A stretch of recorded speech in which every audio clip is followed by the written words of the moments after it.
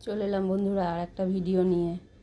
যখন সপ্তাহে একদিন দুদিন টাইম পাই কর্তামশাইয়ের সঙ্গে চা খাওয়ার, তখন কিন্তু একসঙ্গেই খাই। আজকেও কর্তামশাই সকালে বাড়িতে ছিল, তাই ও খাটে বসে বসে চা খাচ্ছে আর আমি কিন্তু এই যে নিচে বসে চা খাচ্ছি। চামচটা কেন নিয়েছি তোমরা বুঝতেই পারছো, বিস্কুট চুবিয়ে তুলে তুলে খাবো বলে। তারপর দেখো বাজার এসে গেছিলো। বাজারে আজকে এনেছিল, দেখো আমাদের তো রুই কাতলা বাঁধা রুই মাছ এসেছিলো।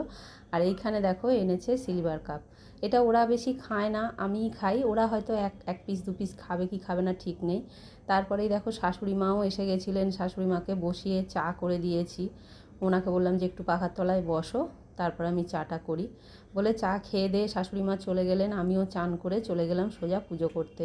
একটু মাছ ফাছগুলো ধুয়ে রেখেই আজকে চান করলাম, যেহেতু মাছ এসে গেছিলো। তারপরেই দেখো মালা ফুল সব পরানো মোটামুটি হয়ে গেছে।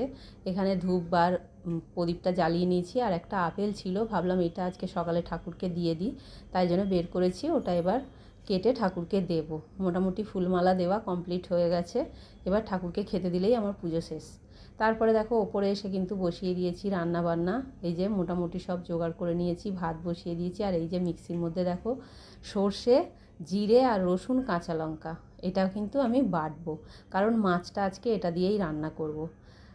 তারপরেই কিন্তু রান্নাবান্না সেরে নিয়ে খেতে বসে পড়েছিলাম। ছেলেকে খেতে দিয়েছি। আজকে রান্না করেছি দেখো বেগুন আলু দিয়ে, পেঁয়াজ আর গোটা গোটা রসুন দিয়ে মাছের তেল করেছিলাম। আর এই যে সর্ষে বাটা দিয়ে বেগুন দিয়ে মাছটা ভাপা করেছিলাম, কাতলা মাছটা। এটা কিন্তু কাঁচাই আমি করি মাছ, এটা খেতে বেশ ভালো হয়, তোমরাও করে খেও বন্ধুরা। আর এইখানে দেখো করেছিলাম মাছের টক। এই টকটা যেহেতু সবাই খায় না, তাই জন্য কমই করেছিলাম। আর এইখানে দেখো তারপরে সন্ধেবেলা চলে গেছিলাম, একটু বেরিয়েছিলাম, সেইখানে গিয়ে কিন্তু খেয়েছিলাম ঝালমুড়ি। তাই ভাবলাম তোমাদের সঙ্গেও শেয়ার করি যে সন্ধেবেলা বেরিয়ে ঝালমুড়ি খেয়েছিলাম। তারপরে বাড়ি এসে আবার সেই রাতের রান্না, মানে রান্নার আমার ছুটি নেই। ভাত উপর দিয়ে দিয়েছি। আর এইখানে দেখো ডিমটা ফাটিয়ে মোটামুটি রেডি করে নিয়েছি, আর পেঁয়াজ কাঁচা লঙ্কা দিয়ে দুটো ডিম একসঙ্গেই ভেজে নেব। আর এখানে আলুতে একটু নুন হলুদ মেখে নিয়েছি। গরম দিন বলে রাত্রের দিকে বেশি রান্না করি না, কিন্তু রান্নাটা কিন্তু করতেই হয়। এই আলুটা ভেজে নেব।